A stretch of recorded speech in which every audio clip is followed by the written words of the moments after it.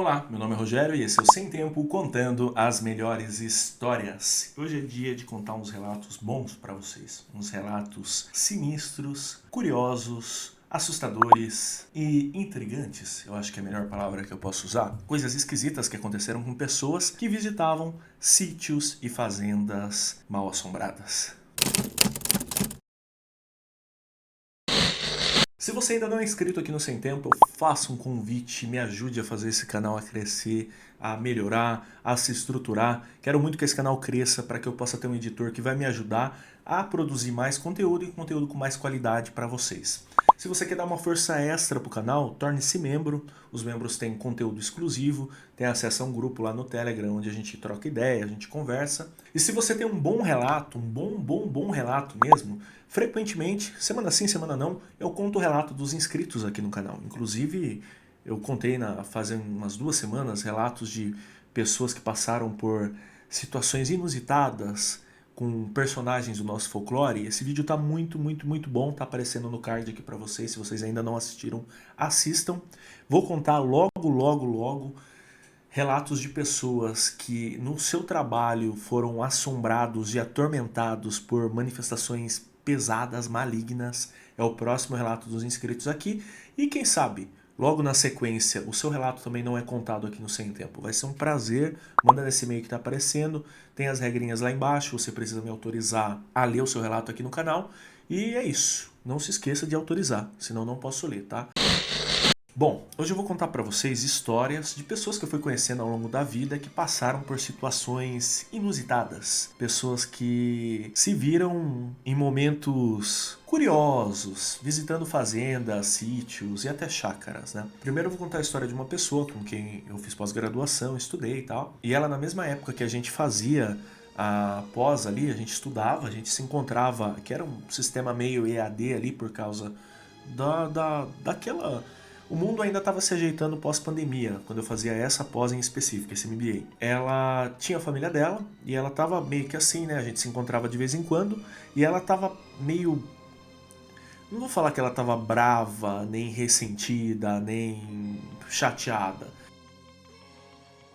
porque ela ia ter que ir com o marido e com a família dela. Mas ela estava meio estressada. Passar uns dias na fazenda da família ali, no sítio da família, que ficava numa antiga fazenda ali, próximo ali de Ribeirão Preto. E aí eu perguntei pra ela, né, eu e as outras pessoas que estávamos juntos ali, eu já tinha um canal, né, e aí eu já gostava de colecionar esses relatos pra poder contar aqui.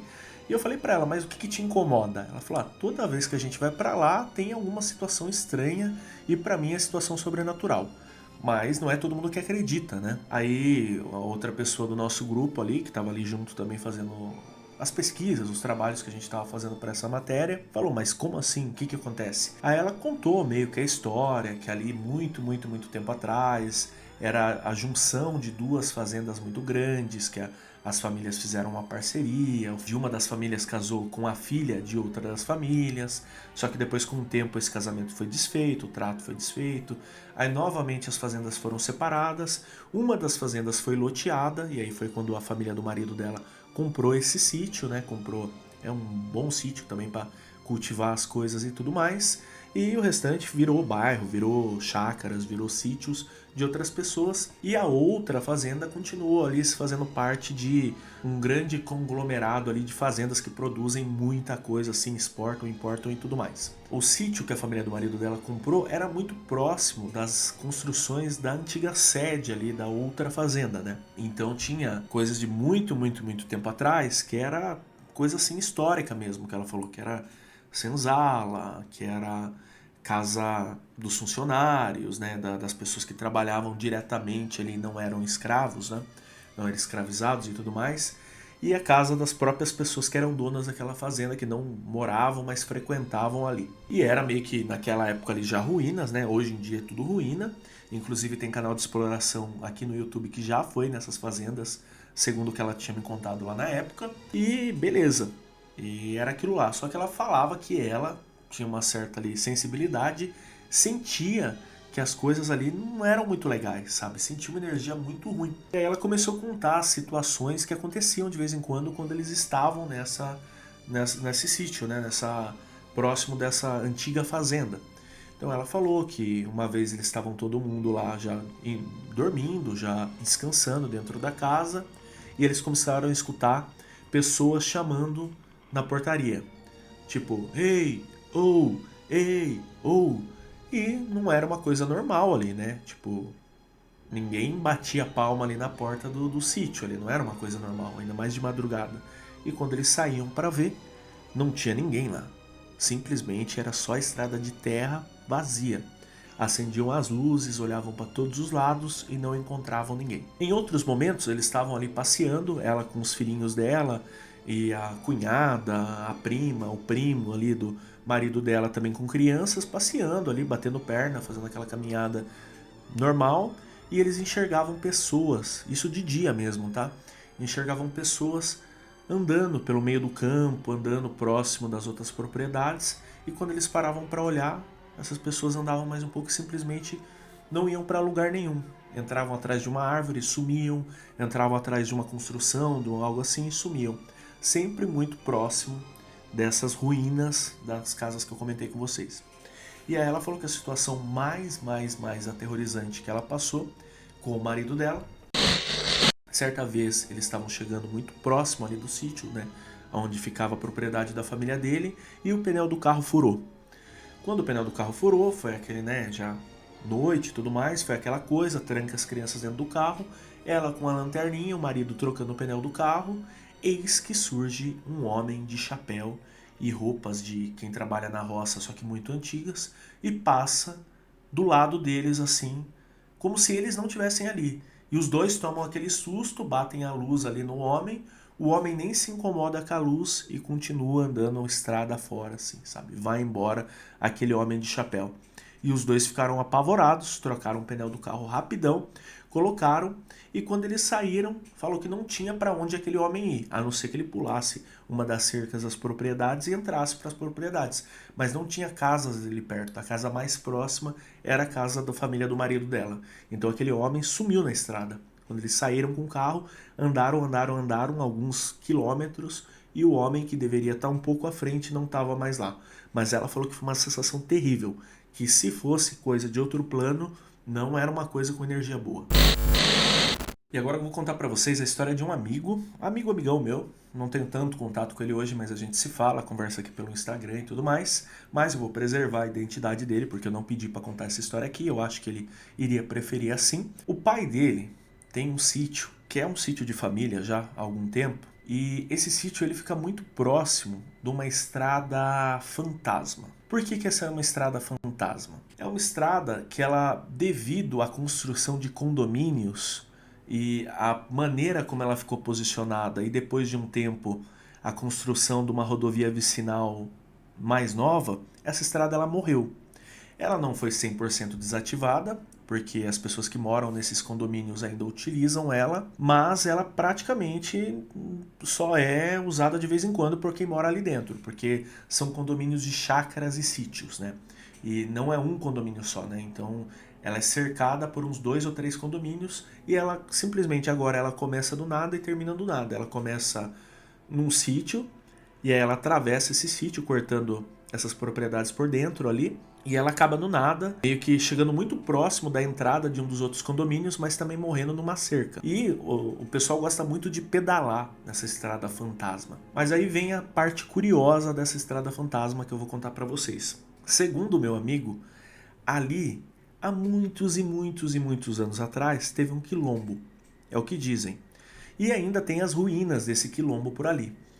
E algumas pessoas dizem que veem pessoas caminhando ali por perto, à noite, principalmente de noite, principalmente no comecinho da noite, quando tá entardecendo, assim, aquele, sabe, crepúsculo, sabe, tá tipo sumindo o sol ali, tá vindo aquele escuro da noite mesmo, ou durante a madrugada. É sempre quando as pessoas que por algum motivo estão atravessando essa estradinha, cortando um atalho, ou pedalando, ou fazendo algum serviço ali por ali, porque tem alguns sítios que produzem uma coisa ou outra, né?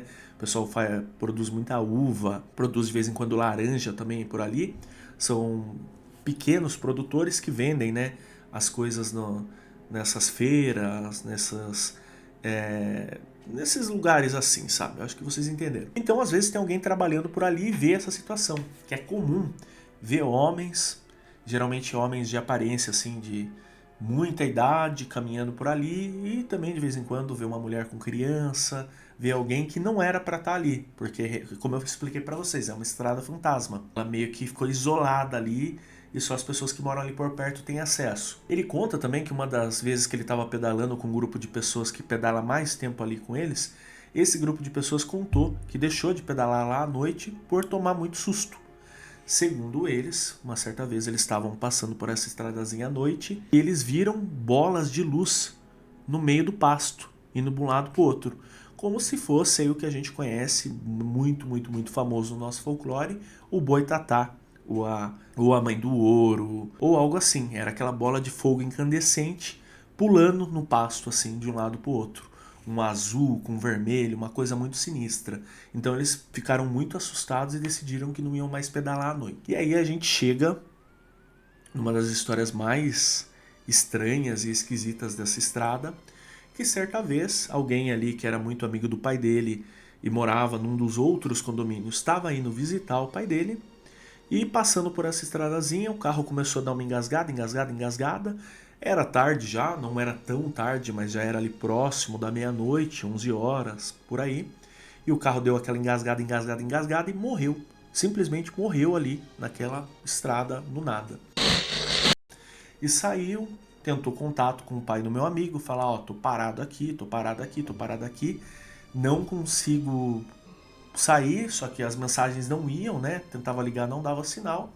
E de repente ele viu uma luz muito grande, muito forte, sair do meio da mata, que tem ali próximo, ali, de um valezinho que tem próximo dessa estrada, e subir alguns metros. É uma luz muito forte, era um objeto meio cilíndrico. Sim, é mais ou menos o que vocês podem estar pensando nesse momento. Poderia ser ou não um disco voador.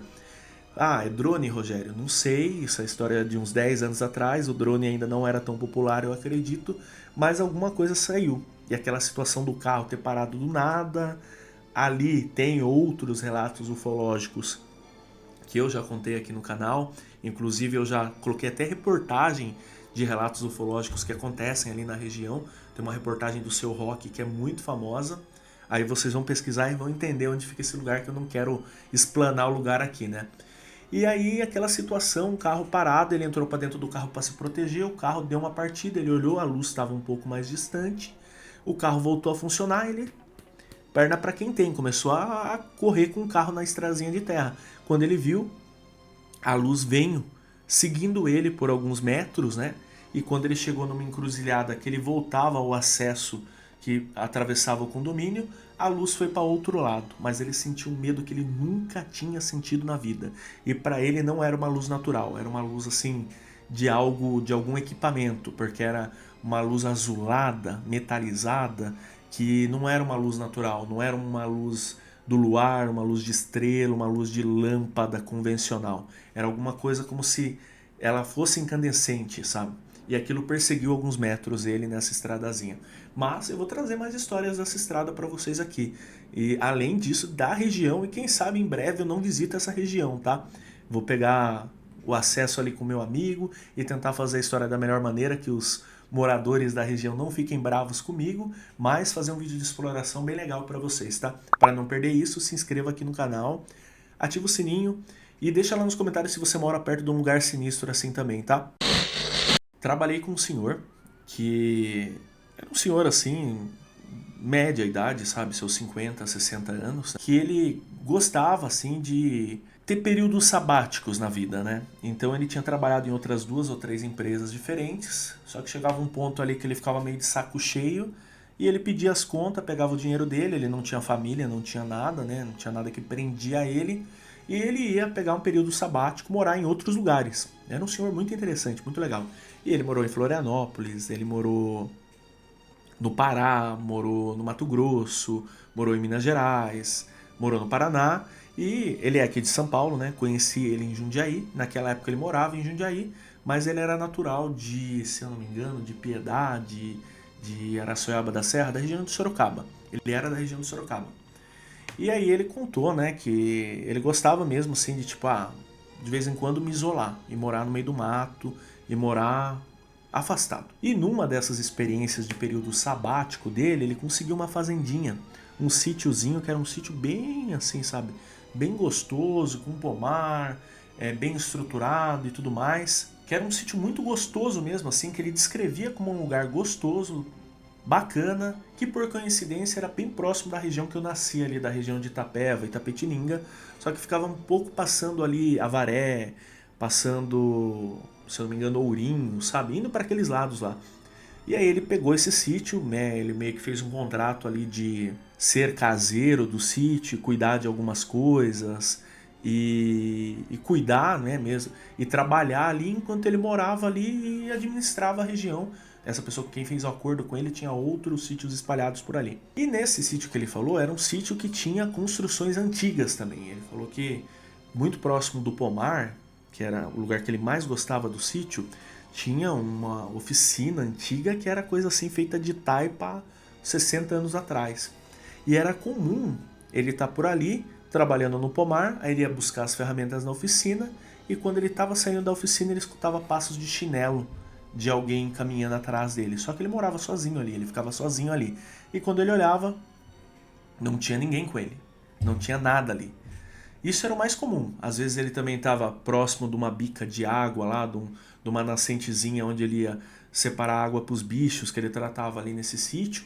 Ele também escutava pessoas andando no meio do mato, às vezes ele escutava muito assobio, sabe? Só que ele sabia, ele é uma pessoa mais velha, já meio que educada assim, ruralmente falando, então ele nunca respondeu esses chamados, né? O assobio, ele nunca perguntou quem tá aí, ele nunca provocou uma ação para seja lá o que for entrar em contato com ele. Isso é importante, tá? Para você que tem muito medo e não quer ter uma experiência pior, sempre faça isso, evite o contato. E ele falando que era comum também às vezes ele perder o sono durante a noite, sair para fumar um cigarrinho de palha, para tomar um café na porta, tomar um suco, um refrigerante, uma cerveja na porta da casa dele, e ele tá parado e às vezes vê pessoas muito longe no horizonte, atravessando o pomar dele, atravessando o sítio dele ali. A primeira vez ele ficou muito assustado, ele entrou para dentro da casa ali, se fechou e ficou quieto. A segunda vez ele ficou assustado, mas ele falou, pô, da outra vez eu vi e não vieram para cá, né? Mas que porra que é essa, né? Aí no outro dia ele foi investigar, olhar e nada. E a terceira vez aí ele já ficou curioso mesmo. Tão curioso a ponto de ir atrás e tentar ver para onde essas pessoas que apareciam do nada e sumiam do nada iam. E aí ele falou que era normal, seja na estradazinha de terra que chegava no sítio dele e numa outra propriedade ali que ele também ajudava a cuidar, só que moravam outras pessoas. Essas pessoas passavam por essa estradazinha, esses fantasmas, e sumiam. Também, às vezes, no meio do pomar dele, ele via pessoas andando por um lado para o outro e essas pessoas também sumiam. E um dia ele foi conversar com esses vizinhos que tinham ali, que moravam nos outros sítios, e esses vizinhos contaram para ele que, tipo, a assombração era uma coisa muito comum ali nessa região que estava o sítio dele. Então ele aprendeu a conviver com essas assombrações nesse sítio estranho que ele morou aí. Ele falou que ele gostava muito, muito, muito. Ele só tinha medo mesmo quando ele estava trabalhando de dia e vinham os assobios. Os assobios ele achava uma coisa mais sinistra, mais assustadora mesmo assim. Mas no geral, todas as outras vezes que ele escutou barulho, que ele viu pessoas, que alguma coisa estranha aconteceu, algo mudou de lugar sozinho, ele não se incomodava. E aí, depois de um tempo, ele também se cansou dali e foi morar em outro lugar para voltar a trabalhar ali com as coisas que ele trabalhou a vida toda ali na aviação. Espero que você tenha gostado dos relatos de hoje. Reforço o convite, se você ainda não é inscrito aqui no canal, se inscreva, curta, deixe um comentário lá dando uma sugestão, falando o que você acha que falta aqui no Sem Tempo. Considere ser um membro para ter acesso ao conteúdo exclusivo e ter acesso lá ao nosso conselho aqui do Sem Tempo, onde a gente escolhe os próximos temas, onde as pessoas me ajudam a tomar algumas decisões pro futuro do canal. E é isso. Se você perdeu um dos últimos vídeos aqui do canal, eles estão aparecendo aqui do lado, recomendo muito esse vídeo do Homem Coelho, porque é um tipo de relato, é um tipo de história que eu quero muito entender se vocês gostam, de lenda urbana. Então se você puder assistir, comentar, faz mais, ou não é tão legal, ou faz isso, ou faz aquilo, vai me ajudar muito. Tá aparecendo aqui em cima a história do Homem Coelho. E é isso. Até a próxima.